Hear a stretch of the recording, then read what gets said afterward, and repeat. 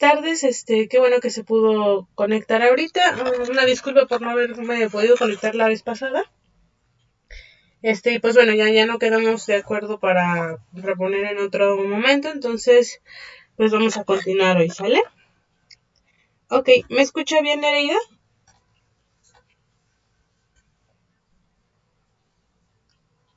Sí se escucha. Ok, perfecto.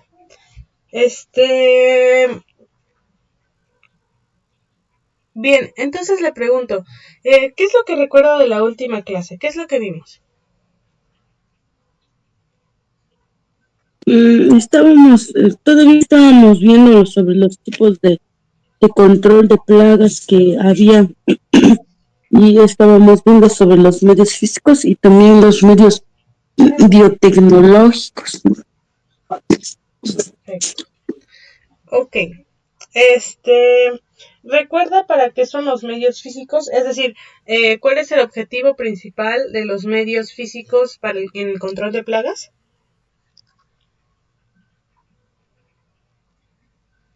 ¿Cómo dice, profe? Sí, que si recuerda cuál es el objetivo o la forma de actuar de los medios físicos en el control de plagas. Sí. Estos, sobre todo, buscan reforzar el equilibrio del sistema productivo.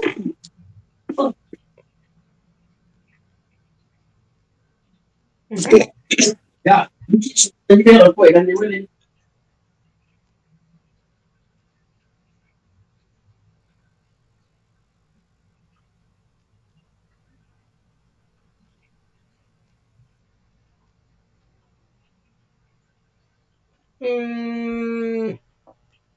Ya no se le escuchó más, Nereida. ¿Lo puede repetir, por favor?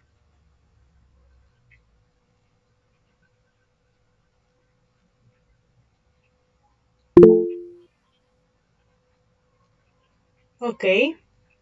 Buscan reforzar el equilibrio del sistema productivo. Uh-huh. ¿Mediante qué método? Es decir, me refiero a que si recuerda... ok, no se preocupe. Bueno, entonces vamos a hacer el repaso rápido entonces. Voy a compartir pantalla. Me dice cuando ya pueda ver la pantalla compartida, por favor.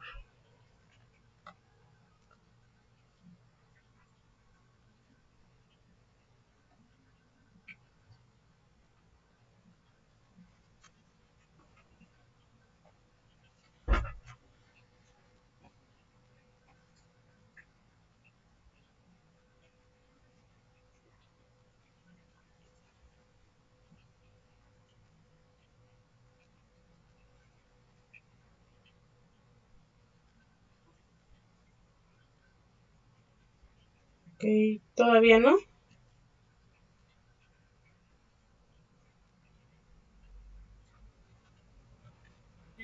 No, por favor, todavía no. Caray. A ver. Mm,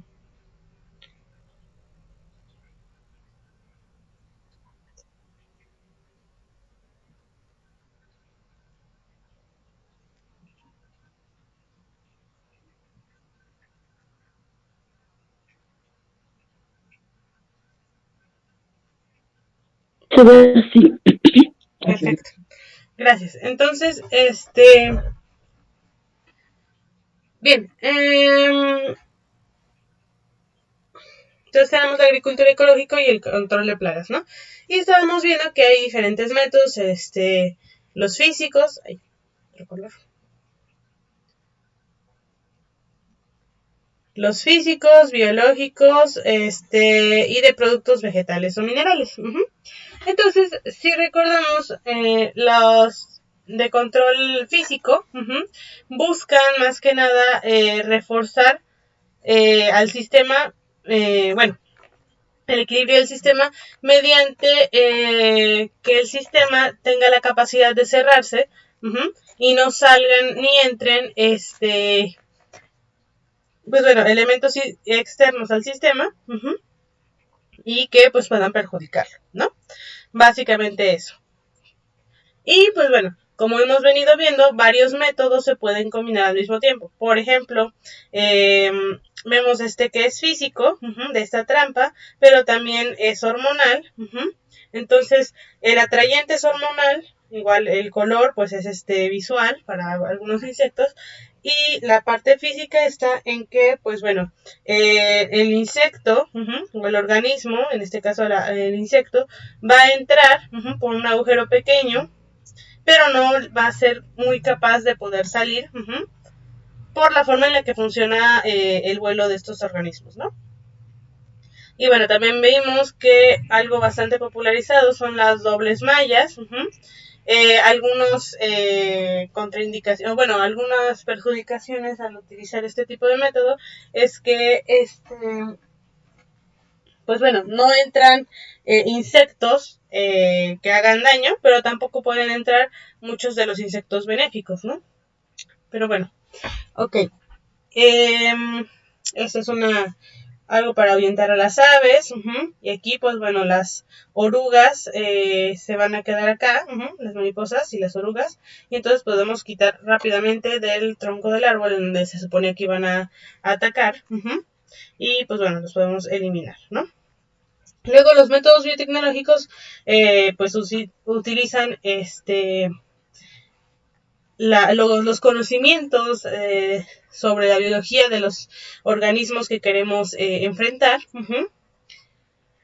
Y pues bueno, mediante la tecnología se generan opciones para que se pueda proteger el cultivo del ataque de estos organismos. ¿Mediante qué? Mediante la reducción de las poblaciones de ellos, ¿no? Y tenemos la captura masiva, la confusión sexual y la quimioesterilización.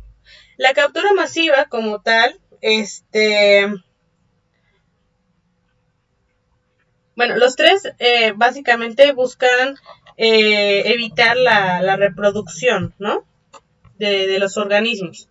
Pero estos tres tipos van a ser de diferentes formas. La captura masiva busca atrapar al macho para que no fecunde a las hembras, mientras que la confusión sexual pretende perdón, confundir al macho de la localización de las hembras para que no se puedan reproducir. Y finalmente la quimioesterilización busca que machos y hembras no sean fértiles y a pesar de que haya apareamiento, pues no vaya a haber una siguiente generación, ¿no? Aunque vimos que pues cada una tiene sus pros y sus contras, ¿no? Para empezar, pues sabemos que necesitan por lo menos los primeros dos métodos áreas grandes, porque por ejemplo en el de captura masiva, pues de todos modos pueden llegar hembras fecundadas desde otros lugares, mientras que en el de confusión sexual, bueno, más bien en ambos casos pueden llegar hembras sí fecundadas de otros lugares o los machos,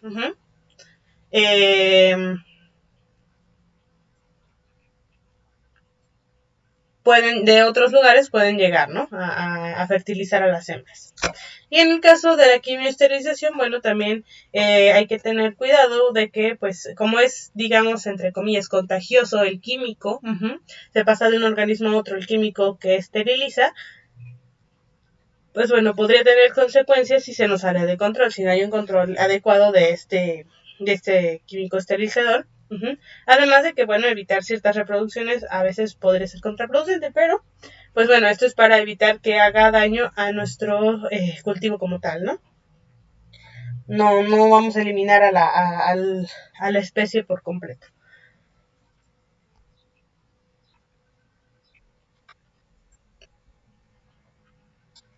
Bien, y después pasamos al control biológico. Como comentábamos, el método, el control físico, los métodos de control físico buscan que el sistema se cierre, ¿no? Mientras que los de control biológico van a buscar que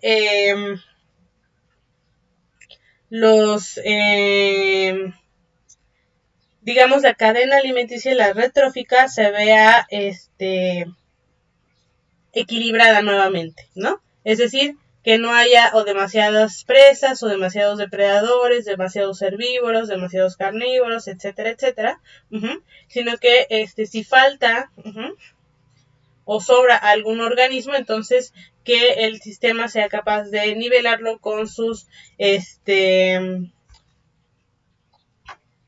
depredadores naturales, y entonces, bueno, tener controlada la población de los organismos que hacen daño, ¿no? Y aquí tenemos una catarina comiéndose un pulgón. Entonces, vimos el control biológico por introducción, por aumento, y no me acuerdo si vimos control biológico por conservación de especies entomófagas. Ese último lo vimos, ¿se acuerdan, Nereida? ¿Cuál es de conservación? ¿Cómo dijo? Que si ya ven que ya vimos algunos métodos de control biológico. Sí vimos el de que es por introducción y por aumento, ¿verdad? Pero ¿sabes si vimos el de conservación de especies entomófagas? No, todavía no. Bien, ok. Ahora, bueno, veo que no puede hablar mucho, pero podría escribir de manera breve de qué trata el método por introducción biológico.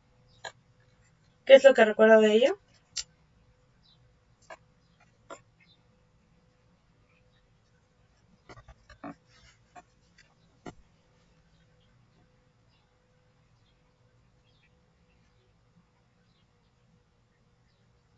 El control biológico se refiere a que se hace el control de las plagas, pero utiliza otras especies que acabar con las que nosotros consideramos la plaga en ese momento.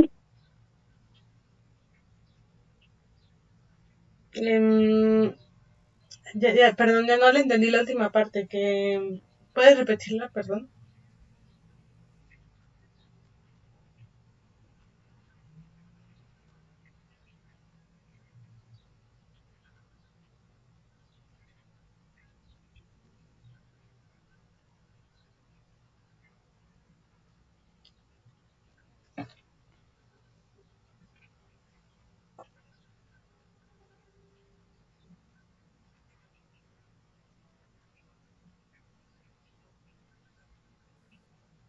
¿Sí me escuchó, profesor?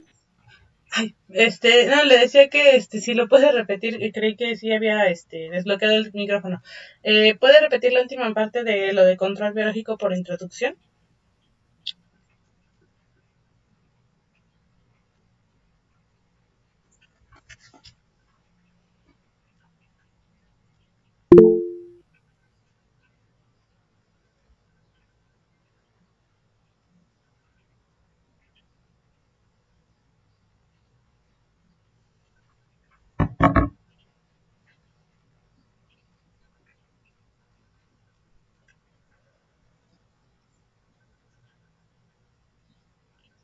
Así es.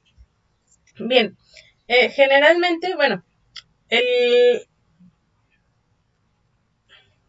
método de control biológico por introducción es para especies que fueron igualmente introducidas, es decir, que no son nativas del lugar, que son invasoras, y entonces generalmente cuando son invasoras, no son nativas y están teniendo éxito como plaga, es porque no tienen un enemigo natural, un depredador natural en el lugar, sino que pues son bastante competitivos y como nadie se los come, pues se reproducen todavía más, ¿no? Y que generan pues más desequilibrios en el ecosistema que están invadiendo. Entonces, buscamos una especie que controle biológicamente a esta especie. Sí, que el método de control biológico por introducción generalmente... ya veo. A ver, permítame un segundito.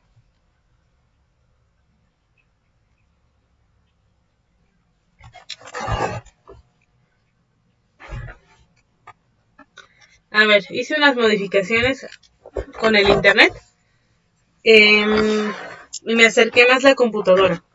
¿Me escucha mejor o me escucha igual? Ya se escucha un poco mejor, profe. Ok.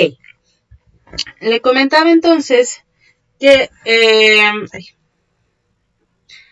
el control biológico por introducción suele ser aplicarse para especies que fueron introducidas al ambiente, a la zona en la que nos encontramos trabajando. Es decir, que las especies son consideradas invasoras y al no tener un enemigo natural, por decirlo así, o un depredador natural, y tener los recursos que los favorecen, se están reproduciendo de manera más extensa y están perjudicando al resto del ambiente, provocando un desequilibrio. Entonces, para contrarrestar el efecto que están teniendo estos organismos que no tienen depredadores naturales ahí porque no son de esa zona, se introduce un depredador natural que igualmente no es de la zona que están invadiendo, sino que más bien son de la zona de la que viene el organismo invasor.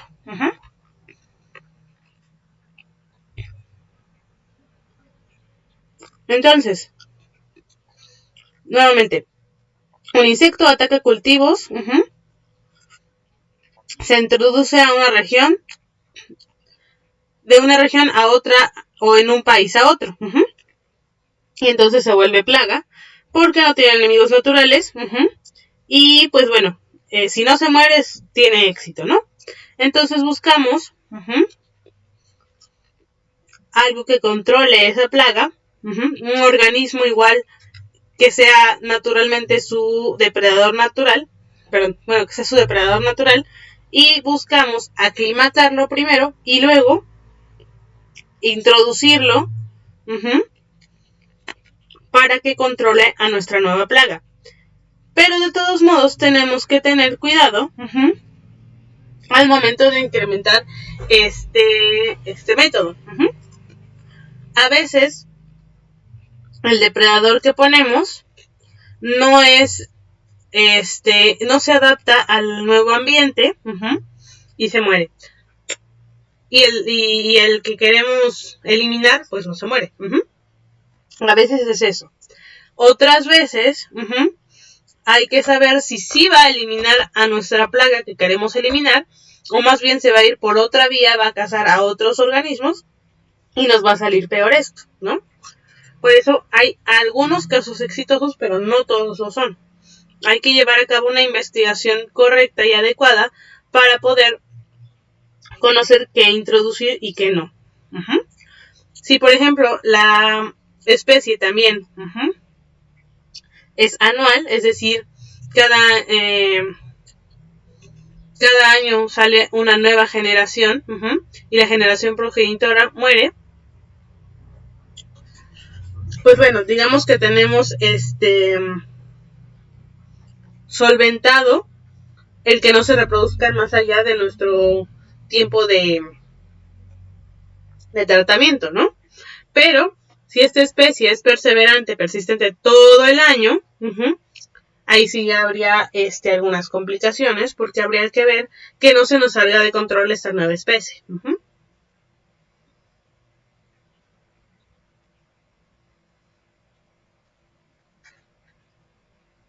Ahora,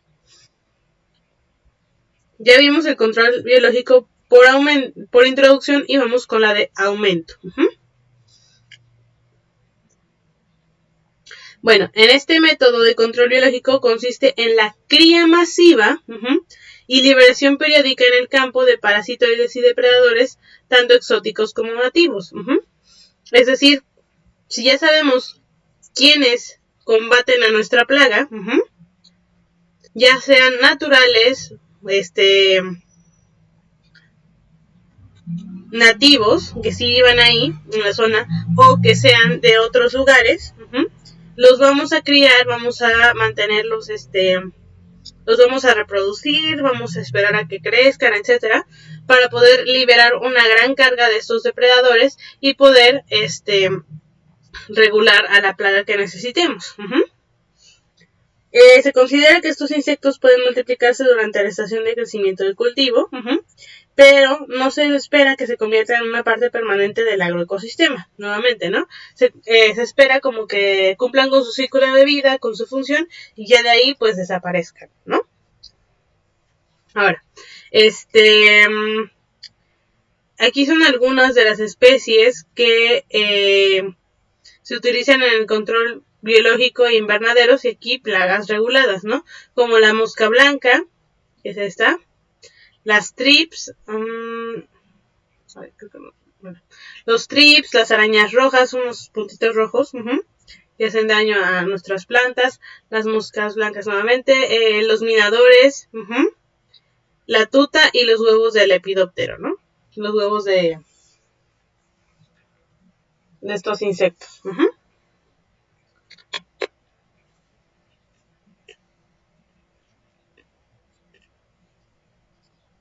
Un segundo.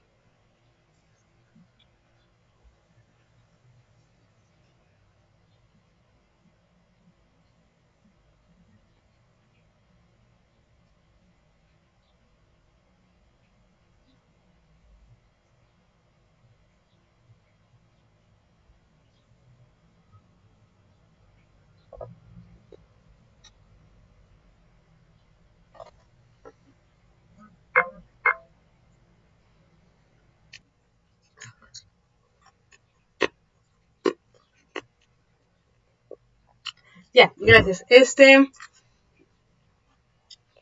Entonces aquí vamos a tratar de que los depredadores, ya sean nativos o introducidos, pues aumenten, ¿no?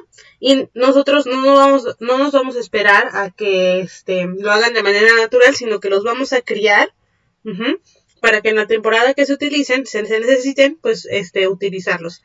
Y ya terminando este tiempo, pues sean eliminados, ¿no? Entonces, debido a esto se hace necesaria la liberación constante de tales insectos benéficos y la búsqueda permanente de nuevas especies mejor adaptadas. Es decir, especies que duren más o que no haya que reproducirles tantas veces para poder volver a tener un resultado, ¿no? Un ejemplo es el de Amblysseus swirsky, que ha representado, ¿qué es este?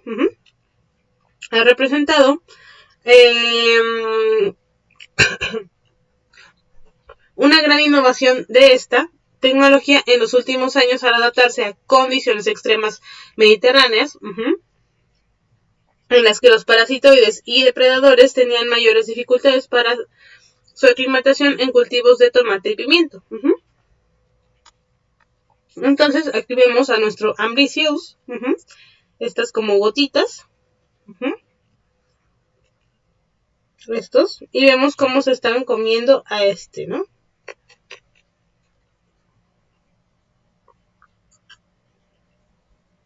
Cómo están acabando con él.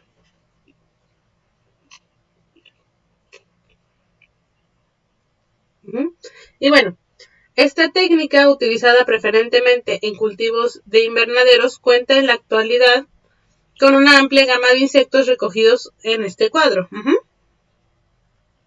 En la actualidad, el control biológico en horticultura intensiva se entiende como sueltas inundativas de grandes cantidades de insectos en momentos puntuales. Es decir, ya se tienen pues los criaderos de los insectos.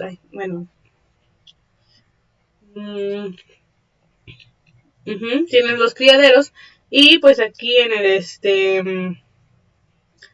en el invernadero todas nuestras frascos, digamos, de insectos que nos van a ayudar a hacer control biológico, los vamos a soltar y pues ellos solitos se van a poner a hacer su trabajo, ¿no?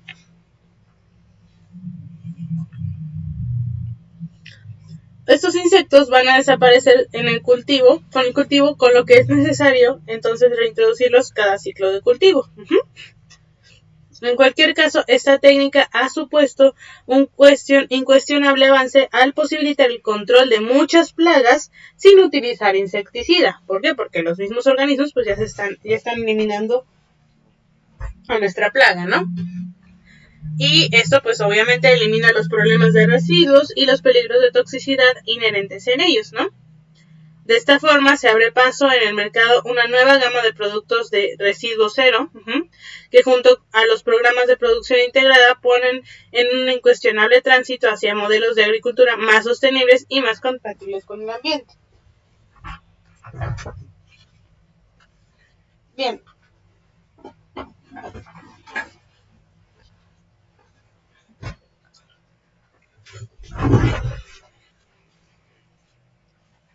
Dígame, Nerida,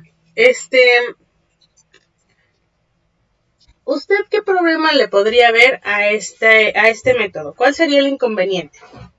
¿Cuál cree que sea?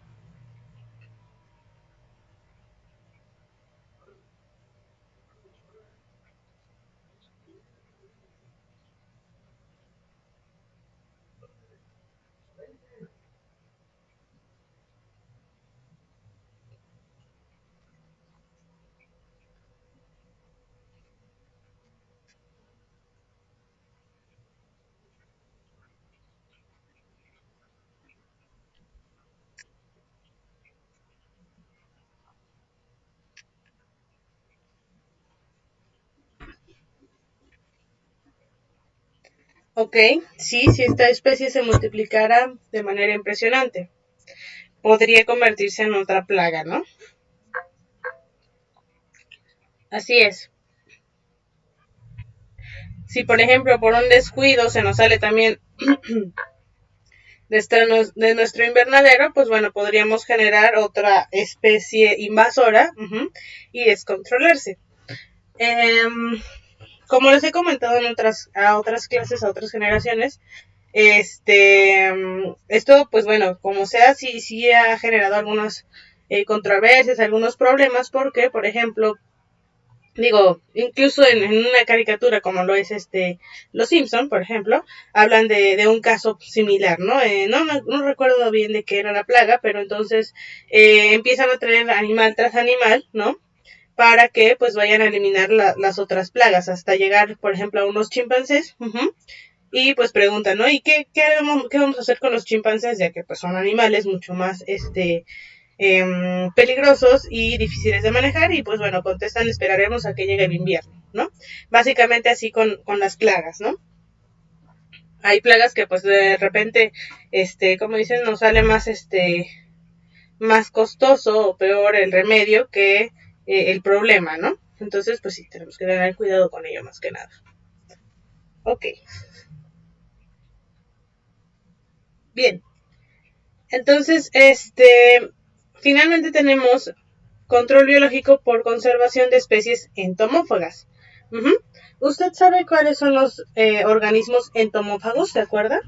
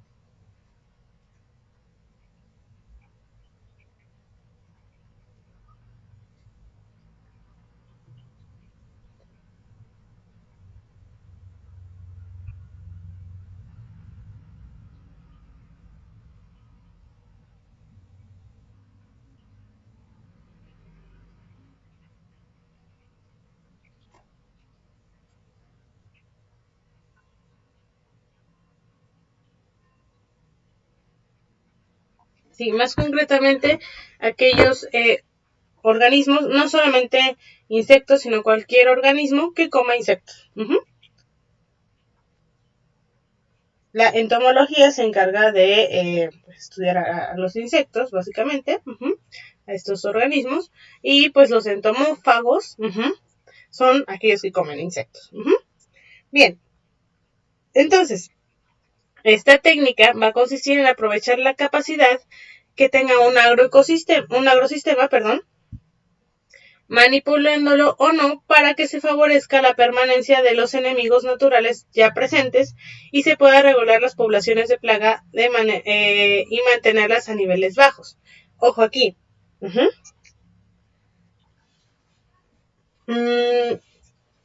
Cuando dijimos que el control biológico es por introducción, aquí estrictamente estamos trayendo una especie de otro lugar a nuestra zona para combatir especies introducidas, ¿no? Plagas introducidas. Y entonces aquí tenemos que siempre traer al organismo a nuestra zona. Cuando es por aumento, no solamente traemos de un lugar a otro a los enemigos naturales, sino que más bien reproducimos a estos enemigos naturales para mantener controlada las poblaciones de plagas. Y finalmente, cuando es por conservación de especies entomófagas, el lugar natural como se encuentra, vamos a buscar que tenga condiciones más óptimas para que nuestros depredadores naturales se sientan mejor, digámoslo así, es decir, se reproduzcan en mejores condiciones y puedan, pues bueno, controlar la plaga. Entonces, en uno traemos de otro lugar al organismo que va a regular, en el otro aumentamos de número a los organismos que van a hacer la regulación y en el último vamos a tratar de darle mejores condiciones para que de manera natural los organismos prosperen y puedan controlar la plaga. Entonces, la estrategia consiste en conservar y activar la presencia, supervivencia y reproducción de los enemigos naturales nativos que están presentes en un cultivo a fin de incrementar su impacto sobre las plagas. Por ejemplo, vamos a buscar que las mantis que las mantis, que las catarinas, que las arañas se reproduzcan más, entre otros organismos, se reproduzcan más, que tengan suficiente alimento para que vivan en nuestro jardín y puedan comerse las especies dañinas.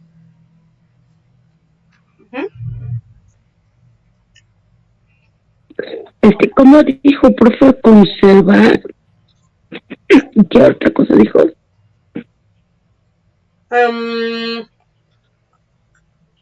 Busquemos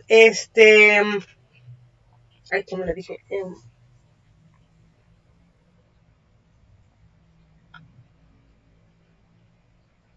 Mejorar el ambiente, buscamos mejorar el ambiente para que las especies que nos van a ayudar, nativas, que nos vayan a ayudar a controlar las plagas, se conserven, se reproduzcan y nos puedan ayudar a mantener a raya las posibles plagas. Como por ejemplo, mantener a las arañas, mantener a las mantis, a las catarinas, entre otros organismos que van a comerse o a competir, a quitar a nuestras posibles plagas. Las posibilidades de incrementar las poblaciones de artrópodos benéficos, es decir, insectos benéficos, y de mejorar su comportamiento depredador y parasítico efectivo son viables a través de manejo de setos, ribazos, cubiertas vegetales que se les brinda alimento y refugio dentro o fuera del cultivo. Es decir, si nosotros sabemos que las arañas o que las mantis o que todos los organismos, las catarinas, necesitan, no sé, plantas con muchas ramas para poder vivir ahí o esconderse, o plantas con raíces poco profundas o profundas, para que puedan reproducirse ahí o tengan ahí su madriguera, bueno, su casa. Entonces vamos a propiciar que haya un poco más en nuestro jardín para que tengan estos organismos la oportunidad de llegar y desarrollarse de manera adecuada ahí.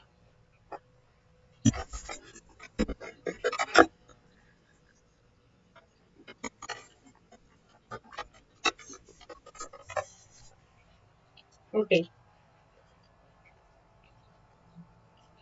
Entonces, en general, la diversidad de los agrosistemas está asociada con una estabilidad a medio y largo plazo de las poblaciones de insectos presentes. Es decir, los organismos que vayamos a tener en nuestro cultivo, las especies que vamos a tener ahí, es decir, su diversidad, va a asociarse con que estos organismos equilibren a nuestro ambiente y se pueda defender, ¿no? Y no haya tantos herbívoros o tantos dañinos para nuestro cultivo.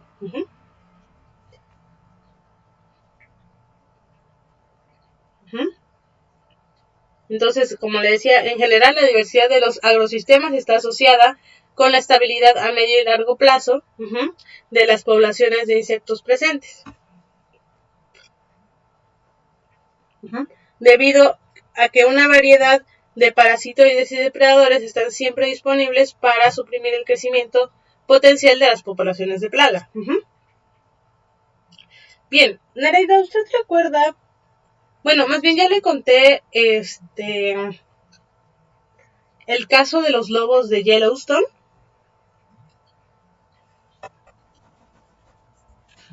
No, profe. Ok. ¿Usted conoce o sabe cuál es el parque Yellowstone? ¿Ha escuchado de él? Está en Estados Unidos. No, profe. No escuché de él. Ok.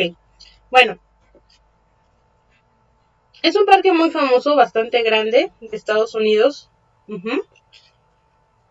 Donde, bueno, es como un bosque, pero tienen lugares así con azufre. Y es una extensión muy grande de bosque, ¿no? De bosque y pradera. Donde pues hay búfalos, hay osos, hay de todo, ¿no? Ok. En este lugar, a ver.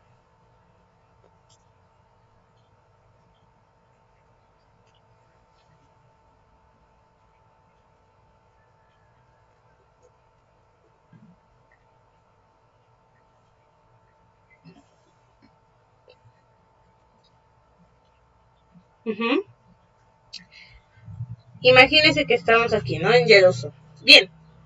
En este lugar, pues bueno, vamos a nuestros productores primarios.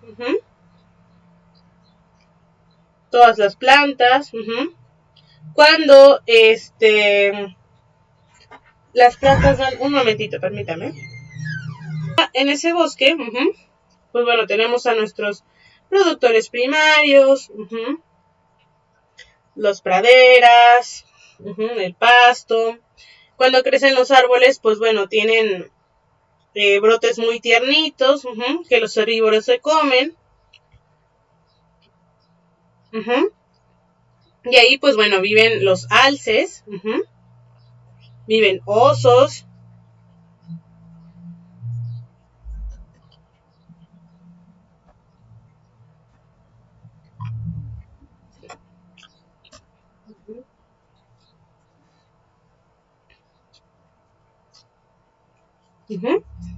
Bueno, estos alces,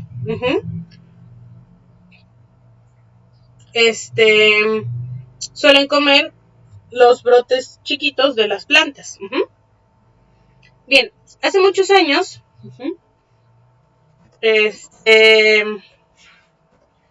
había lobos en el parque de Yellowstone.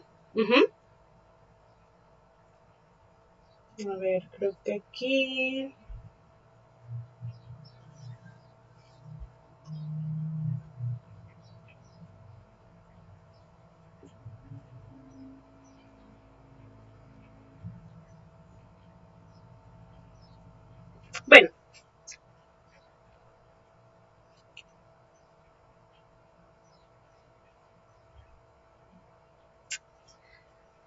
Ok, no encuentro una buena imagen. Bueno, había lobos, ¿no?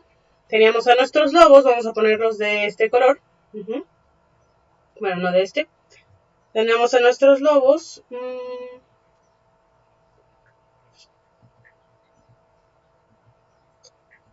A nuestros lobos.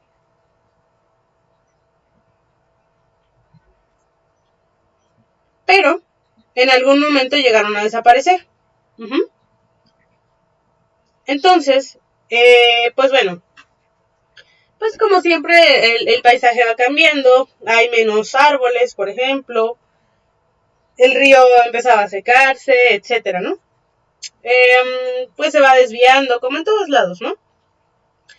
Después hubo un proyecto en el que se volvieron a introducir los lobos a este lugar. Se introdujo una manada de lobos.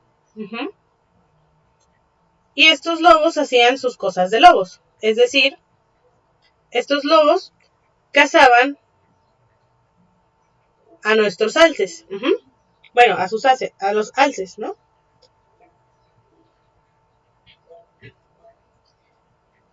Ok. ¿Qué cree que ocurrió aquí? ¿Qué cree que ocurrió cuando los lobos cazaron a los alces?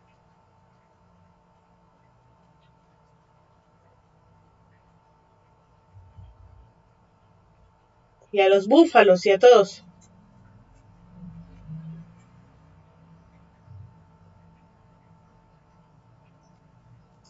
¿Cómo que se le ocurre que podría ocurrir si en un ambiente natural, donde ya no tenían depredadores tope, de repente otra vez tenían puros herbívoros, o bueno, y algunos depredadores que no comían esos tantos herbívoros? ¿Qué pasa si volvemos a poner a estos depredadores principales? ¿Cómo que cree que podría pasar?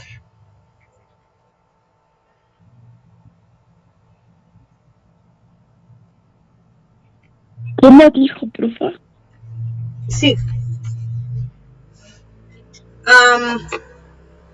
¿Qué cree usted que pasaría si en un lugar, en un bosque natural, se quita primero a sus depredadores tope, que en este caso eran los lobos, y después de muchos años se les vuelve a introducir? Es decir, se vuelven a poner en este bosque a sus depredadores tope. ¿Qué van a hacer estos lobos con los venados, con los alces y con los búfalos que hay?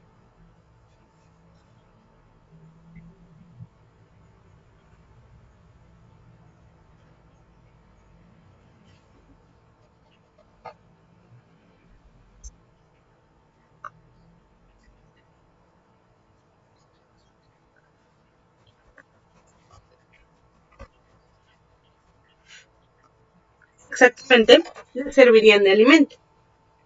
Pero eso no fue todo. Eso fue la primera parte.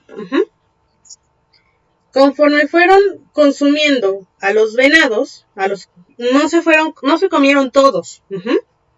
No se comieron a todos. Nada más se comieron a algunos, porque toda una manada de lobos no es capaz de acabar con varios cientos de alces y cientos de búfalos, ¿no? Simplemente pues comen los que les alcanzan, los que llegan a comerse y ya. Pero una vez que se redujo la cantidad de herbívoros de manera natural por los carnívoros naturales,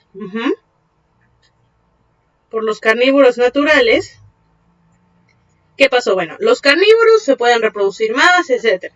Pero también, habiendo menos herbívoros, había menos organismos que se comían los pastos y se comían los brotes de los árboles. Entonces empezaron a crecer nuevamente más árboles más altos. Y conforme fueron a crecer más árboles más altos en todo el parque, empezaron a crecer varios árboles, también el cauce del río volvió a tomar otra dirección, se mantuvo más el nutriente del suelo, bueno, el suelo en general, junto con sus nutrientes y humedad. El cauce del río creció hubieron más brotes, crecieron más árboles, regresaron muchas especies que habían emigrado a otro lugar, porque ya tenían otra vez su hábitat como lo necesitaban, tenían un bosque más denso, o tenían árboles más altos, o tenían espacio para convivir con otras especies que necesitaban lo mismo, y entonces lo que pasó es que en este parque, al introducir a los lobos y reducir la cantidad de herbívoros, el sistema prácticamente solito se reguló, porque se quitó el exceso de herbívoros que había.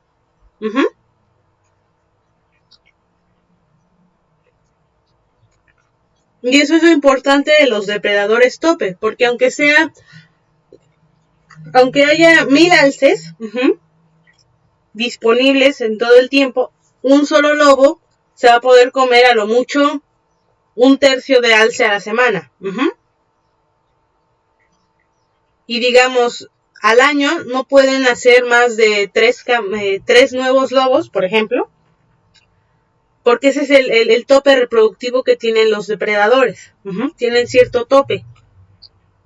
Y algunos van a morir, sí, tal vez por hambre, pero la mayoría por enfermedades, por el frío, por cuestiones naturales, y otros por vejez. Entonces el recambio va a ser bastante natural y es muy poco probable que se sobrepoble, ¿no? Para una manada de lobos va a ser suficiente con que haya 100 alces, por ejemplo. Una manada de 5 lobos es suficiente que haya 100 alces. Y no va a marcar la diferencia el que haya 1000, 2000 alces, porque lo máximo que pueden comer es medio alce, por decirlo así. No necesitan más. No pueden biológicamente ni reproducirse más aunque haya más alimento, ni alimentarse más aunque haya más alimento.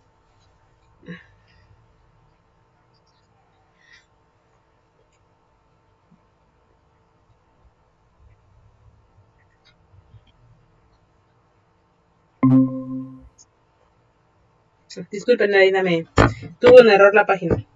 Entonces, como estuvimos viendo hace rato, bueno, no hace rato, las otras clases, cuando estuvimos viendo de lo de teoría de poblaciones y la de parte de evolución, un organismo, por más, y bueno, en otras clases también, de que tenemos todos nuestro límite biológico, por más que un organismo tenga alimento a su disposición, no va a poder cambiar la naturaleza de su índice de reproducción ni su índice de crecimiento, ¿no? Y de alimentación. Es decir, es como si a nosotros nos traen, nosotros en un día nos comemos medio pollo, ¿no? Y entonces nos traen 20 pollos. Aunque nos traigan 20 pollos, ya no nos puede caber más de medio pollo. Lo mismo con los lobos. Entonces, bueno, así como pasó aquí a gran escala en el parque Yellowstone con los lobos, aquí mismo, en esta parte del control biológico por conservación de especies, es como si los depredadores fueran el lobo y nuestras plagas fueran los alces, ¿no? Entonces, los depredadores van a controlar a nuestra plaga. Más o menos se entendió, ¿vamos bien?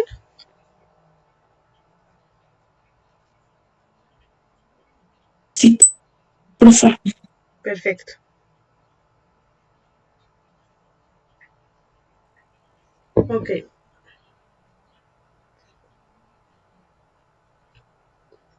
Bien, entonces, entre las acciones que contribuyen a aumentar estas poblaciones de enemigos naturales, tenemos las asociaciones de cultivo, es decir, poner cultivos que beneficien a estos controladores de plaga, la presencia de umbelíferas en ribazos o campos próximos,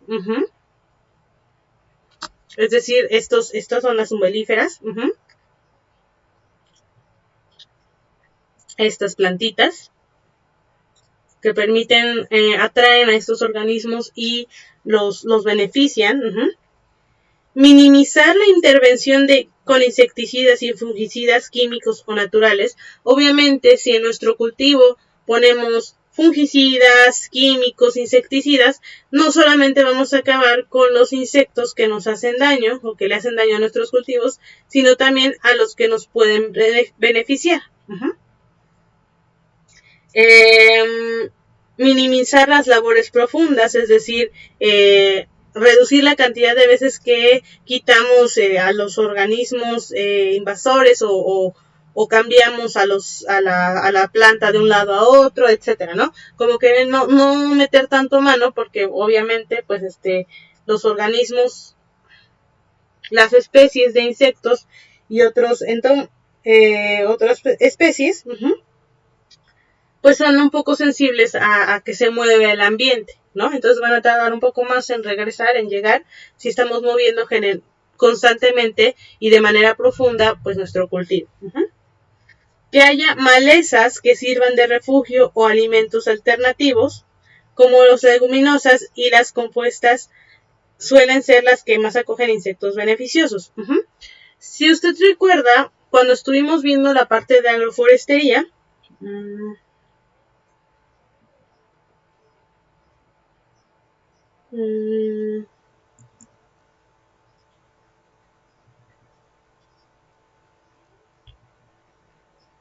sí, el semestre pasado, sí creo que fue el pasado, ¿no?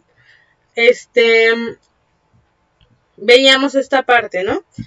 Que cuando veíamos la parte de ventajas y desventajas de la agroforestería,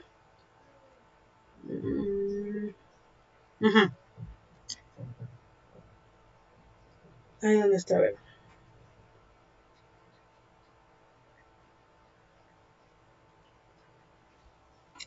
Aquí, ¿no? Nos hablaba de que la creación de microclimas, de que hay varios cultivos juntos, trabajando entre ellos, puede beneficiar a algunos animales y plantas para que existan ahí. Pero también es una desventaja, porque puede hacer que se desarrollen algunos animales o plantas o enfermedades en esos microclimas que crean. Entonces es como un poco complicada esta parte, ¿no? El que haya una gran variedad de especies, una gran diversidad, puede ser una ventaja o una desventaja según lo estemos manejando. Porque no vamos a exactamente, o no se va a distinguir exactamente qué especies, o bueno, que las especies atraídas solamente sean benéficas para nosotros. También van a ser atraídas especies que nos perjudiquen o perjudiquen nuestro cultivo. También otra cosa que puede ayudar a esta conservación de especies es la construcción de nidales para sífidos en los casos que no existan cañas o plantas de tallo huevo, o la pulverización de extractos azucarados con levadura sobre los cultivos, setos o malezas, ¿no? Estos son los sífidos. Y entonces vamos a crear algunas formas en las que sea más fácil que puedan llegar aquí y se mantengan pues en su ambiente, ¿no? La presencia de plantas productoras de néctar como la facelia, estas, y la presencia de plagas como pulgones o cochinillas que generan gran cantidad de melazas. Veíamos esta parte de que los pulgones, estos pulgones son verdes y estos son negros, hay de varios colores, pues bueno, chupan la savia de nuestros organismos, pero de nuestras plantas, pero a final de cuentas, también les sirven de alimento a otros organismos. Entonces, si los mantenemos en niveles adecuados, sí, ¿por qué?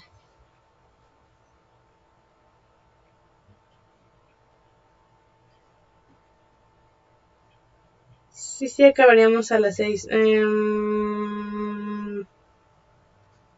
Ok. ¿A qué hora necesita? Ya veo. Sí, no se preocupe. A ver, veamos. Déjeme ver, ¿qué falta? Ok.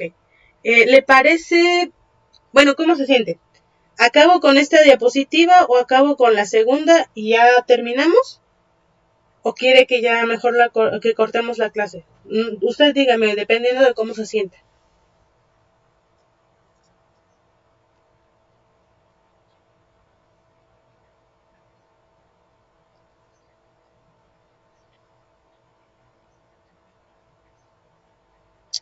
Claro, no se preocupe. Sí, es que ha estado cambiando mucho el clima y sí he estado... Sí, yo también, digo, me pongo de ejemplo, me ha dolido un poco la garganta. Ok, nada más acabamos con esto, ¿no? Entonces, a pesar de que estos organismos pues pueden perjudicar a nuestras plantas, a nuestros cultivos, en pequeñas cantidades y si los mantenemos, sí, no se preocupe. No se preocupe. Los mantenemos un poco en ciertas cantidades, podemos hacer que nuestros organismos que se los comen, nuestras mantis, nuestras catarinas, perdón, pues tengan su alimento, no mueran de hambre, no tengan que ir hacia otros cultivos y se mantengan cuidando pues nuestro cultivo, ¿no? Que estén en pocas cantidades. Y finalmente la presencia de setos vivos, como lo vimos aquí en la agroforestería nuevamente, es decir, cercos vivos, ¿no? Tener aquí unas barreras, en vez de que sean cercas de pura madera muerta o de alambre, etcétera, de puro alambre, pues ya, o tubos de metal, pues tenemos plantas vivas que también van a favorecer a que existan nuestros controladores de plaga. Entonces, básicamente, el control biológico por conservación de especies entomófagas es favorecer las condiciones para que los organismos que nos ayudan a controlar plagas puedan existir en nuestro cultivo y puedan ayudarnos a controlar la plaga, básicamente, ¿sale? Ok, entonces, pues la próxima clase continuamos con el resto, con lo siguiente del tema. También vamos a ver los biopreparados con fusión insecticida, vamos a ver cómo funcionan y de ahí vamos a ver algunos otros métodos y ustedes tendrán que exponer algunos métodos minerales y vegetales de control de plagas, pero ya lo estaremos viendo dentro de 2 semanas más o menos, o 3, ¿sale? Bueno, Nereida, le agradezco mucho su presencia, igual, aunque tenga su dolor de garganta, espero que se recupere pronto, cuídese mucho, que todo salga bien, ojalá pueda verla a un médico, digo, para que se recupere más rápido.